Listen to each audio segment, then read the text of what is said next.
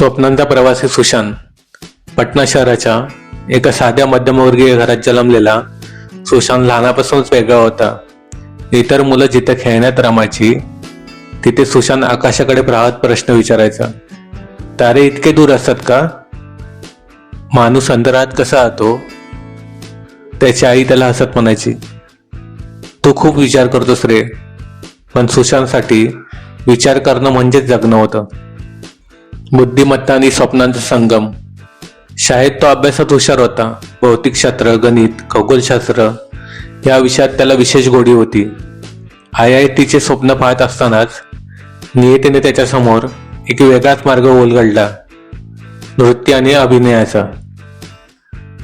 दिल्लीमध्ये शिक्षण घेत असताना एका सांस्कृतिक कार्यक्रमात सुशांतने नृत्य केलं आणि प्रेक्षक थक्क झाले. टाळ्यांचा तो आवाज त्याच्या मनावर खोलवर रुजला. त्याला आतून जाणवलं, माझ्या आत एक कलाकार आहे जो जगाशी बोलू शकतो. छोट्या पडद्यापासून मोठ्या स्वप्नांपर्यंत मुंबई म्हणजे स्वप्नांची नगरी. इथे येताना त्याच्याकडे फार काहीच नव्हतं, फक्त आत्मविश्वास, मेहनत आणि प्रचंड जिज्ञासा. TV मालिकांमधून त्याने आपली वेगळी ओळख निर्माण केली. पवित्र रिश्ता मधील मानव देशमुख घराघरात पोचला, प्रसिद्धी मिळाली. पण सुशांत बदलला नाही. तो अजूनही पुस्तक वाचायचा, दुर्बिणीतून तारे पाहायचा, नवीन गोष्टी शिकायचा. लोक म्हणायचे, अभिनेता असूनही हा वेगळाच आहे. चित्रपटसृष्टीला वेगळा सूर. चित्रपटसृष्टीत प्रवेश करताना सुशांतने सुरक्षित मार्ग निवडला नाही. त्याने वेगळ्या आव्हानात्मक भूमिका स्वीकारल्या.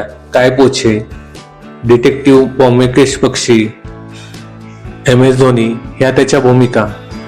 धोनीच्या भूमिकेसाठी त्याने क्रिकेट शिकून घेतलं, शरीरयष्टी बदलली, मानसिक तयारी केली.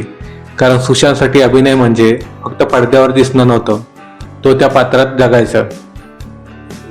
प्रसिद्धीच्या आड लपलेली एकांताची शांतता.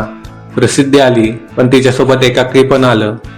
लोकांच्या गर्दीत असूनही सुशांत अनेकदा एकटाच असायचा. त्याच्या मनात हजारो विचार चालायचे, विज्ञान, तत्वज्ञान, जीवन, मृत्यू. तो म्हणायचा, मी फक्त अभिनेता नाही, मी एक शिकणारा विद्यार्थी आहे. सुशांतला स्वतःचा स्पेस टेलिस्कोप घ्यायचा होता. तो मुलांना विज्ञान शिकण्यासाठी शाळा काढायचं स्वप्न पाहायचा. त्याला आयुष्य मोठ्या अर्थाने जगायचं होतं. पण नियतीने अचानक वेगळाच निर्णय घेतला. शेवट नाही तर सुरुवात. सुशांत आज आपल्यात नाही, पण तो संपलेला नाही, तो आजही आहे.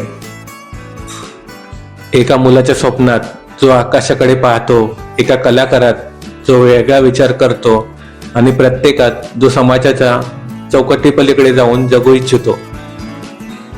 सुशांत शिकून गेला की स्वप्न मोठी बघा, प्रश्न विचारा आणि स्वतःशीच प्रामाणिक राहा. तो गेला नाही, तो फक्त तारांमध्ये विलीन झाला.